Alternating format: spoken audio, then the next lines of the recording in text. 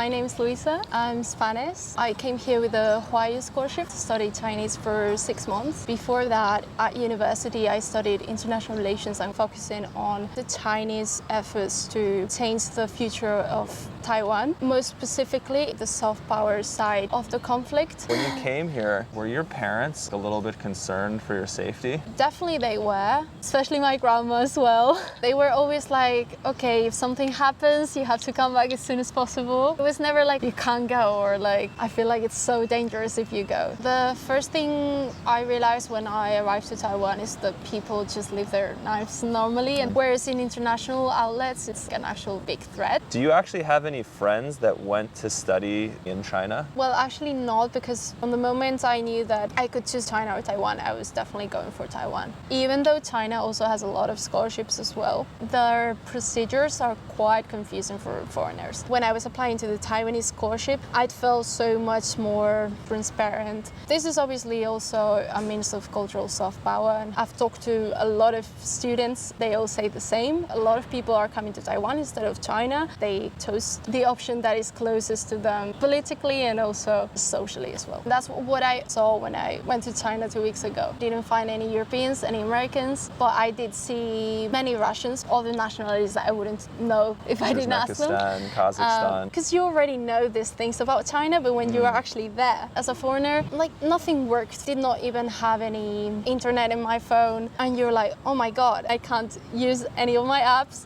I don't know where I'm going. Also, obviously, the control. You feel like the government knows where you are. If you're going for tourism, you don't feel completely safe. I imagine you know much more about this than I do. I just went to China like 7 years ago. Yeah. And yeah, they know where you are. They know where to find you. And one time they did come and find me. Honestly, like when I got the flight back and I got to Taiwan, I was like, okay, I can breathe again. 那你会中文吗？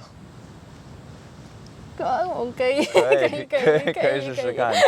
你学中文多久了？我学中文5年，开始的时候就是在哈学的。那在那个时候，很多人他们说，哇，你看中国的经济很大，可以给你很多机会，工作机会。以后我发现了中文是我最喜欢的语言，因为跟我已经知道的语言，西班牙文、英文、法文真的不懂，我就觉得啊，中文很有意思，那我就来了台湾。现在我很幸福，因为有很多外国人，他们也学中文练习。对我来说很奇怪的一件，他学的时候就是我提高水平越来越多，人也越来越少。很难啊，放弃。在西班牙，大部分的老师是台湾人还是中国人？所有的是中国人，北京人。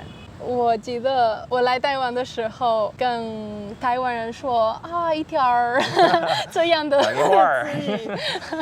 他说啊，你说什么 When you were in college, though, did you learn simplified characters, and like, what was it like coming over here and having to switch? At the beginning, I was a bit overwhelmed, and I think it's something that a lot of people before coming to Taiwan think about, and it's one of the main things why they are like, oh, I don't know if I should go to Taiwan. They have a fear that it's going to be completely different and so much more difficult. For sure, yeah, it's just like a whole other system that they'd have to learn. And when the language in itself is so difficult, then why would you overcomplicate it? What does simplified characters look like to you now that you've learned traditional? Oh, sometimes I look at them and I'm like, oh my god, this doesn't feel like Chinese characters anymore. It's just like gutted out, yeah. Yeah, the ge, that feels like a different system. Now that you've lived here, do you know how to do 注音?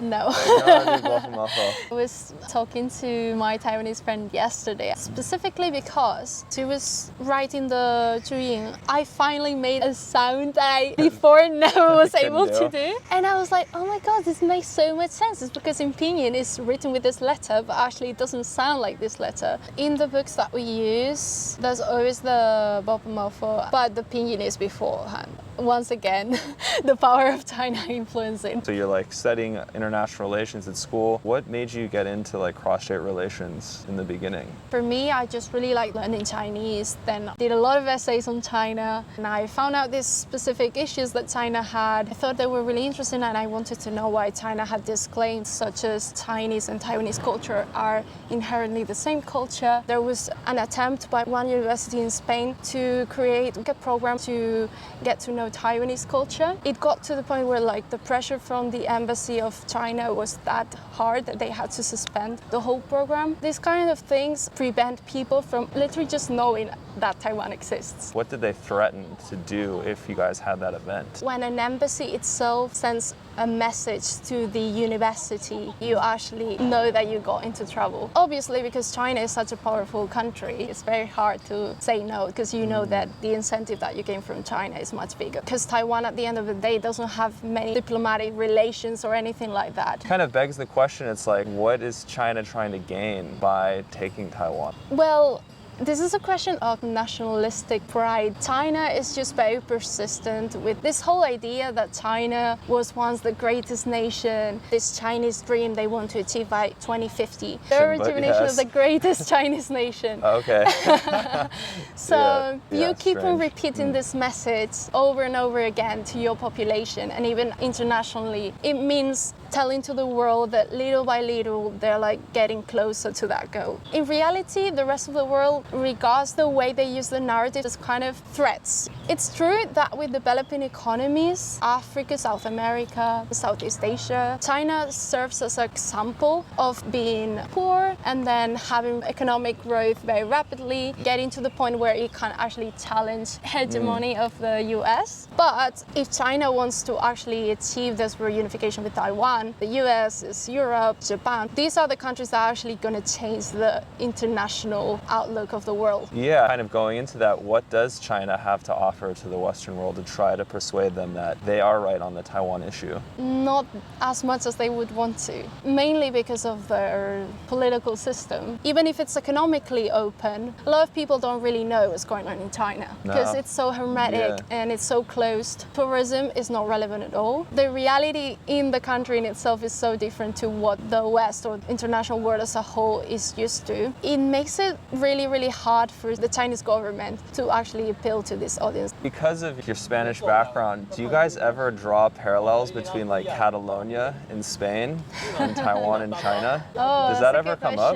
Yes, I would say. I actually have a lot of Spanish friends from Catalonia here. I've heard them talk about it kind of as like as a side comment. Obviously, if you think of the actual facts, I don't think it's similar. Catalonia is just a region in Spain, and it's not like Taiwan that has its own government and does everything on their own. It's just that China wants to get it. Because of our constitution, we cannot make referendums for that issue. What you would have to do is to change the constitution. We can't just change constitutions freely. It would just lose a lot of its power. Now that you bring up the constitution, in the Taiwanese constitution, Taiwan and China are the same place. Yeah, that's something really interesting. People abroad, I've said to them, like, oh no, actually Taiwan is not the official name of Taiwan. It's the Republic of China. And they're like, wait, what? Yeah, it's just more confusing. So it's something that they don't want people to kind of know about. They're always like, oh no, we're not China, but also your country name is China, the got airline is China, the program is China. The whole aim of Taiwan up until the 70s was to try to take back the mainland. Of course, they've just realized they have no they just couldn't way do it. of doing it. It's okay that their focus changes. Yeah, that was the case when they first came here with Chiang Kai-shek. Obviously, Chiang Kai-shek was not the most democratic of all. The country was different. It was a different place. Exactly. I think people here would want to change the constitution, would want to change the name of the country if it was safe. A lot of changes could have been already done if it was not for the constant influence of China in every aspect of their lives. And I think that's like the main point of this video, that China's influence is just everywhere.